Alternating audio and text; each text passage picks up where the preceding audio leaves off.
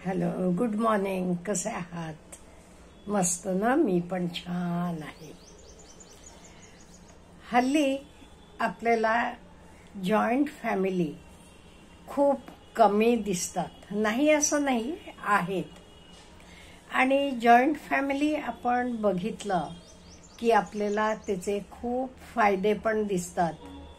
लोक कशी आनंदी असतात हे सुद्धा बघतो आपण. पण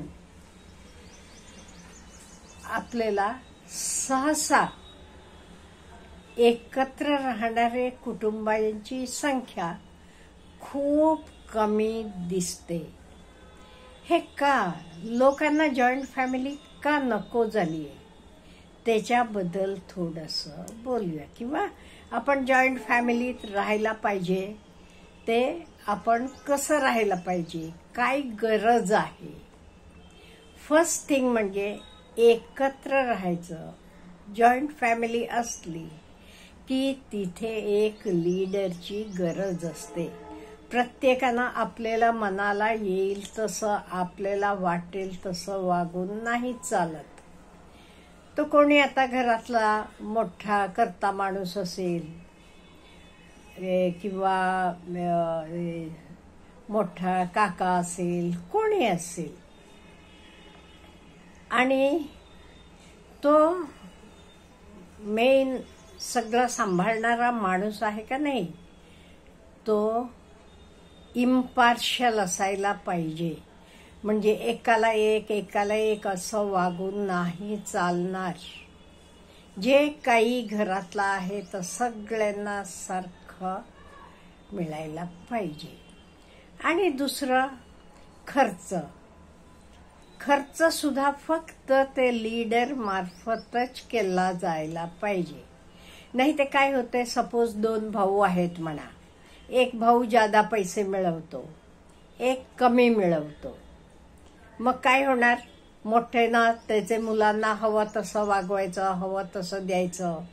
कमी पगार असलेल्याचे मुलांना काही नाही असं चालेल का? नाही. जे काही घरातलं खर्च आहे किंवा जे काही कोणाला काही घ्यायचं आहे तर सगळ्यांना सारखं असायला पाहिजे. ते मुलांचा बाप जादा मिळवू देत, कमी मिळवू देत, ते काही नाही. हे ते लीडरचं काम आहे.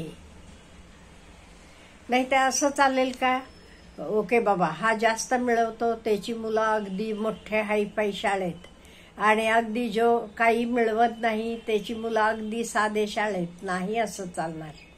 जे काही आहे तर इक्वल सगळ्यांना. तिथे मग कोण जादा मिळवते, कमी मिळवते हे नाही चालणार. काम वाटलेलं पाहिजे.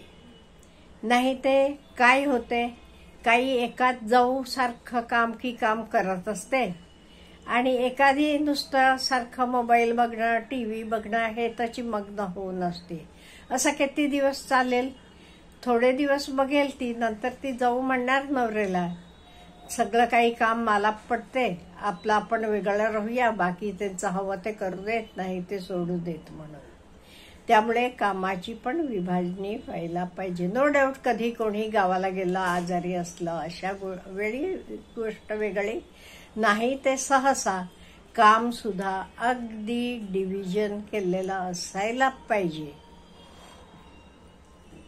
आणि फंक्शन म्हणा, हे सगळ्यांचं सारखं व्हायला पाहिजे. सपोज वाढदिवस आपण साजरा करायचे किंवा ॲनिव्हर्सरीज, जो जास्त मिळवतो त्याचेच मुलांचे वाढदिवस साजरा करायचे, जो मिळवत नाही त्याचे मुलांचं नाही, असं नाही चालणार. केलं की सगळ्यांचं, केलं नाही ते कोणाचंही नाही. ॲनिव्हर्सरी तसंच, जादा मिळवतो त्याचं अगदी धूमधडाके ते करायचं, जो मिळवत नाही त्याचं काही नाही, असं नाहीच चालणार. तुम्ही काही सण, काही फंक्शन साजरे केले तरी ते सगळ्यांचे सारखेच व्हायला पाहिजेत. नाही ते एकाचं केला एकाचं नाही, असं नाही चालत. आणि कुठल्या टाईपची पार्शालिटी चालणार नाही. सपोज हा मुलगा जास्त मिळवतो म्हणून घरातली आई त्या मुलाला जादा प्रेमानं करणार, खायला जास्त घालणार, त्याचे मुलांना चांगलं बघणार. जो मिळवत नाही त्याचे सुनेला अगदी छिथू, ते मुलांना अगदी कोणी विचारणार नाही, असलं चालणार नाही. एकत्र फॅमिली राहायची असली तर सगळ्यांचं सारखं असायला पाहिजे. आणि पार्शालिटी मुलं आणि मुली ह्यांच्यामध्ये पण होता कामा नये.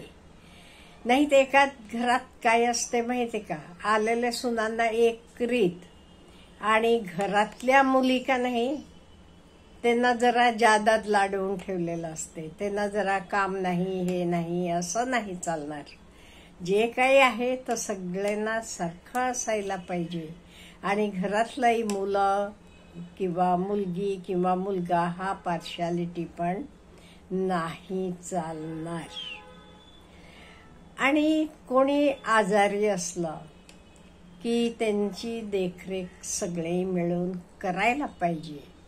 या सगळ्या गोष्टी का नाही जॉईंट फॅमिलीत एकत्रपणे व्यवस्थितपणे चालायला पाहिजे. पण हल्ली कुठे बिघडायला लागले म्हणजे मी सांगितल्यासारखं एक भाऊ जादा मिळवतो, एक भाऊ कमी मिळवतो. मग ते जादा मिळवणाऱ्याच्या बायकांना वाटते हो माझा नवरा सगळं मिळवतो, आमच्यामुळे सगळं चाललेलं आहे, त्यामुळे आपण वेगळं राहूया. नाही म्हणजे आपल्या मुलांना आपण चांगलं देऊ, हे करू, चांगले कपडे घेऊ, फिरायला नेऊ वगैरे. असं सगळं चालू झाल्यामुळे हे जॉईंट फॅमिलीज नाहीशा झालेल्या आहेत. नाही ते जॉईंट फॅमिलीत सुख आहे एवढं कुठेच नाहीये. कोणाला कुठे जायचं असलं तरी लगेच बाकी काही अरेंजमेंट करावी लागत नाही का, म्हणजे बाकीचे घरात असतात, घराला कधी कुलूप लागत नसते. त्यामुळे आणि खर्च पण पुष्कळ कमी होतो एकत्र राहिलात की. तुम्ही वेगवेगळं राहिलात की बघा तुमची मोलकरीण वेगळी, सगळं वेगवेगळं, म्हणजे खर्च पण डबल होत असतो. आणि वेळेला तुम्हाला काही बरं नसलं अशा वेळी प्रेमानं करणारे माणसांची सुद्धा तिथे उणीव असते. कोणी नसते, नवरा बायको मुलं, मग दिवसभर मुलं मोबाईल बघत बसली काय, कोणाचंच लक्ष नसते हो. त्यामुळे एकत्र कुटुंब असलं का नाही खूप सुखाचं आहे.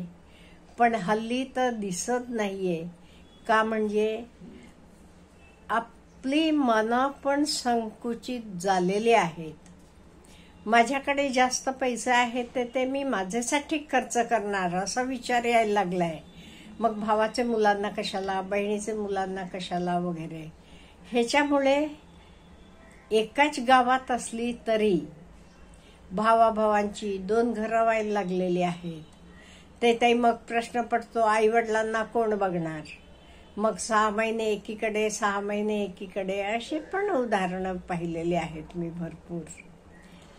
त्यामुळे आपण शक्य असलं तर एकत्र कुटुंब पद्धती अंगीकारायला पाहिजे. शक्य तर, नो डाऊट. तुम्ही म्हणाल काय बोलता हो मॅडम, हल्ली आहे का शक्य असं. नो, कामानिमित्त वेगवेगळे गावी असलं ते ठीक आहे. अहो एकत्र तुम्हाला म्हणते मी, भाऊ भाऊ सोडा. आई एकटी असली तरी मुलगा सेपरेट राहतो आपल्या बायकोला घेऊन, आई एकटी म्हातारी राहत असते. असले एक्झाम्पल्स आहेत कितीतरी. त्यामुळे एटलिस्ट जिथे शक्य आहे तिथे आपण एकमेकांना ॲडजस्ट करून राहूया. म्हणजे प्रत्येकाची काळजी पण घेतली जाते आणि खूप फायदे आहेत. आणि स्पेशली मुलांचं म्हणेन मी, मुलांना खूप त्यातनं शिकण्यासारखं मिळत असते. त्यामुळे एकत्र फॅमिली, जॉईंट फॅमिली ही खूप खूप गरजेची आहे. जिथे शक्य आहे तिथे. सगळीकडे शक्य असेल असं नाही, पण जिथे शक्य आहे तिथे आपण एकत्र राहायला शिकायला पाहिजे. अच्छा, हॅव ए गुड डे.